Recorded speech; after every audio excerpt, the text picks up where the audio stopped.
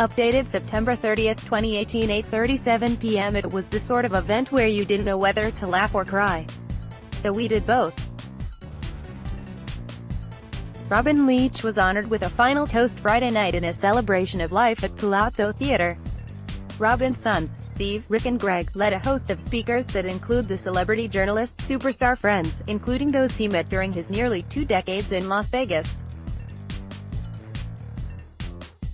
The poignant speeches were often dotted with humor, as were the video highlights of Robin's career. We'd forgotten he'd appeared on The Arsenio Hall Show, and done Del Monte commercials.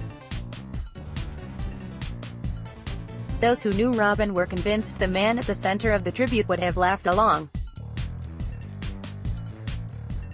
Characteristic of the event, dubbed the final episode, was the opening from Robin's oldest son, Stephen, his father's leading caregiver over the 10 months beginning with Robin's stroke in November through his August 24 death in Las Vegas. Adhering to his family tradition that their patriarch be called by his first name rather than Dad or Grandpa, Steve said his father was a reporter. First and foremost, he had an insatiable appetite for the backstory, taking us into kitchens around the world or a midnight long-tailed boat ride into Burma to meet the owner of a jungle hotel who had graduated from UNLV School of Hospitality. Steve said from the stage. He had a love of order, beauty, champagne and food, but above all his family came first. He was brutally honest, a fantastic role model and my best friend. I love you, Robin. Shifting his tenor abruptly, Steve introduced the show's unbilled MC. Our host is a man my father admired, was inspired by, who he wanted to be, and summoned the gazillionaire from absinthe.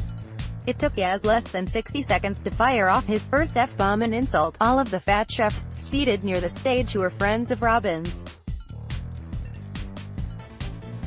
Gaz also gave a nod to those who were going to suffer the most at Robin's passing. It's Veuve Clicquot, it's Crystal, it is Mr. Dom Perignon. It is a very sad day for them. Robin's family and close friends who organized the event sought something their father would have appreciated. They asked Kent Henderson, CEO of Best Agency and a close friend of Robin's, to handle the task. Henderson drew a familiar laugh from the stage with, "He had stories, and some of you are out there."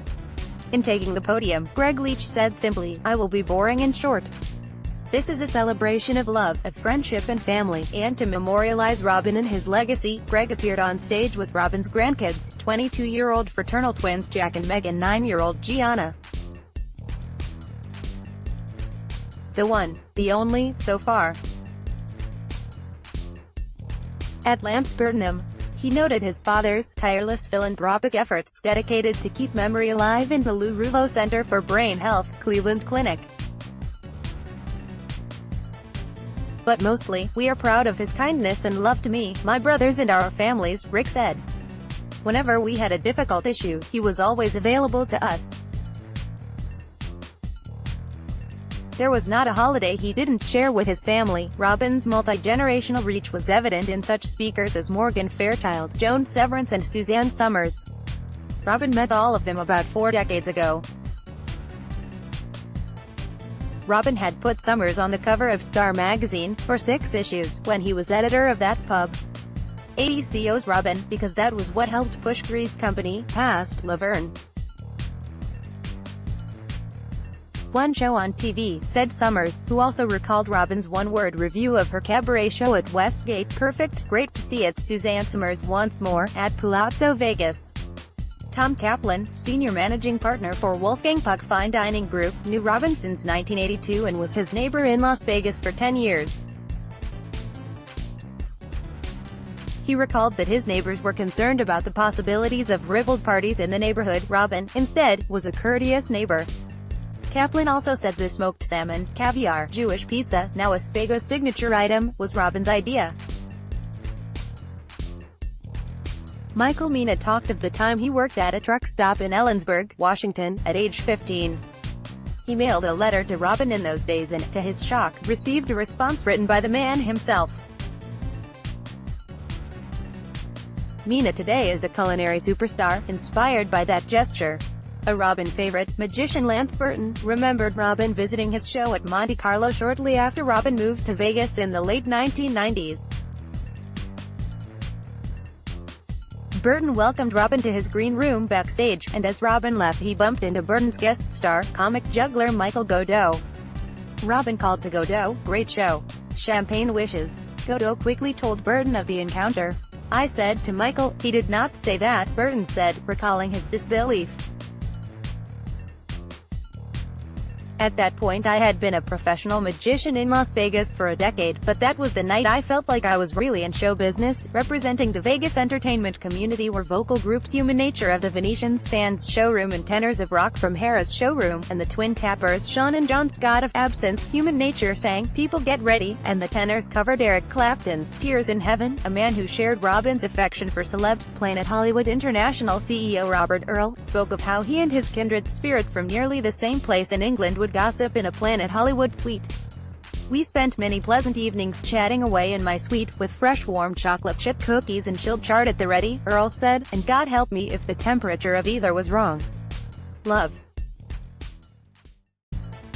Entrepreneur Seville Kellner of Revenue Media Group was distressed to observe Robin losing his famous voice as a result of his stroke, but said, "Robin had the courage the likes of which I haven't known. It was not about him, it was all about you." Michael Severino of Southern Glazers, Wine and Spirits and the Ruvo Center, who worked with Robin on every Power of Love gala over the years,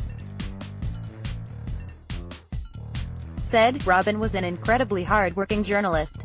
It was left to Clint Holmes to close it out with a warm-hearted hallelujah and a post-show toast of the bubbly at the Venetian's Waterfall Atrium." How we landed. At Clint Holmes's. Like the man who was honored, they were left to rest in peace, after a party we won't soon forget. The Review-Journal is owned by the family of Las Vegas Sands Corp. Chairman and CEO Sheldon Adelson. Las Vegas Sands operates the Venetian, Palazzo, Sands Expo. John Katsalamit's column runs daily in the A section. Contact him at katsalamits@reviewjournal.com. Follow at Johnny Katz on Twitter, at JohnnyKatz1 on Instagram.